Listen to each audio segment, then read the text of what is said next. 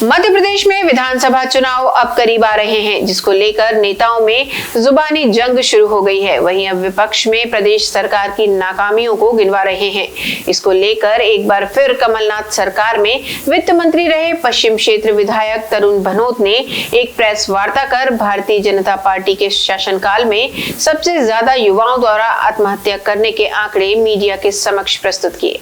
मध्य प्रदेश में विधानसभा चुनाव अब करीब आ रहे हैं, जिसको लेकर नेताओं में जुबानी जंग शुरू हो गई है। वहीं अब विपक्ष प्रदेश सरकार की नाकामियों को गिनवा रहे हैं।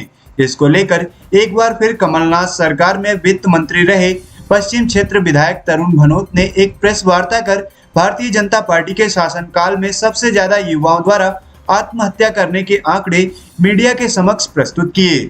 तरुण भनोत का कहना था कि भारतीय जनता पार्टी की शिवराज सरकार में प्रदेश के युवाओं को बेरोजगार बनाया गया है और इसी बेरोजगारी के चलते तनाव में आकर लगभग 18,000 युवाओं ने आत्महत्या की है।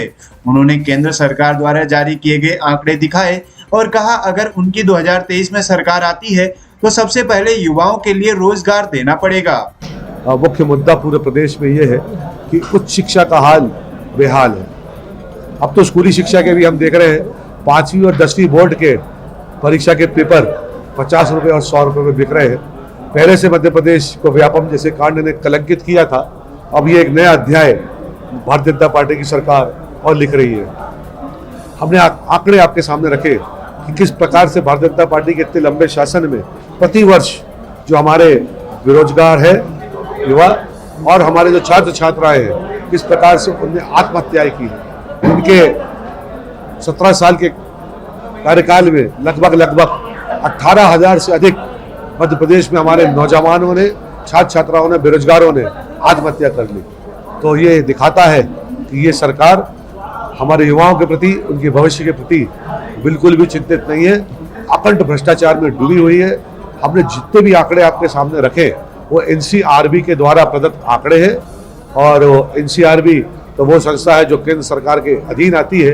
ये भी नहीं कह सकते कि हम राजनीतिक रूप से इनके ऊपर कोई दोषारोपण कर रहे हैं। कि सच्चे आंकड़े जो केंद्र की सरकार द्वारा जारी किए गए वो है।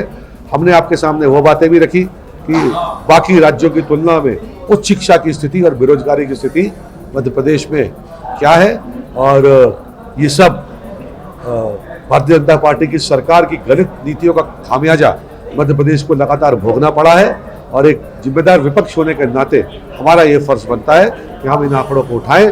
सदन के अंदर हम सरकार को हमेशा घेरते हैं, सड़कों पर भी हम इस सरकार से लगातार मुकाबला कर रहे हैं। हमें पूरा विश्वास है कि 2023 के अंत में ज़्यादा समय नहीं बचा है। आज लगभग 7-8 माह के बाद जब मध्य प्रदेश में पुनः चुनाव होंगे तो एक बार पुनः मध्य प्रदेश की जनता भारी बहुमत और मैंडेट माननीय कमलनाथ जी के नेतृत्व में कांग्रेस पार्टी को देगी और उनके मुख्यमंत्री बनने के बाद जो रुके हुए काम है या वह काम जो मध्य प्रदेश की उन्नति के लिए जरूरी है, उनको हम बड़ी तेजी के साथ पुनः आगे बढ़ाएंगे। पूर्व मुख्यमंत्री माननीय कमलनाथ जी ने बड़े स्पष्ट रूप से कहा है कि सरकार बनने के बाद जो सबसे पहले 3 बातें लागू की जाएंगी वो ये की जाएंगी कि हमारी माताएं बहनें जो बढ़ती हुई महंगाई से परेशान हैं उनको 500 रुपये प्रति में सिलेंडर हम उपलब्ध कराएं। इसके बाद हमारे जो वह कर्मचारी और साथी भाई जो लगातार प्रदेश के लिए काम करते हैं, अपना जीवन लगा देते हैं कर्मचारी और अधिकारी के रूप में, उनका शोषण हो रहा है NPS के तहत, न्यू पेंशन स्कीम के तहत। तो कांग्रेस पार्टी की सरकार मध्य प्रदेश में बनते ही जिस प्रकार से राजस्थान, हिमाचल और छत्तीसगढ़ में हमारी सरकारों ने ओल्ड पेंशन स्कीम को लागू किया है, हम यहाँ भी करेंगे।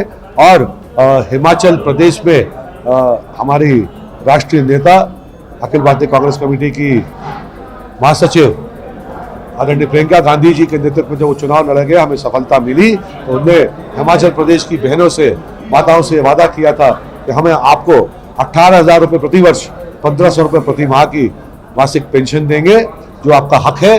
उसी को हम मध्य प्रदेश में भी तुरंत लागू करेंगे सरकार बनते ही और मध्य प्रदेश की महिलाओं में बिना किसी अंतर किए हुए हम सबको 18,000 रुपये सालाना सम्मान निधि देंगे, ऐसा माननीय आदरणीय कमलनाथ जी ने कहा है। और पूरी कांग्रेस पार्टी का इसके प्रति समर्पण भी है और सरकार बनते ही हम इसको लागू भी करेंगे।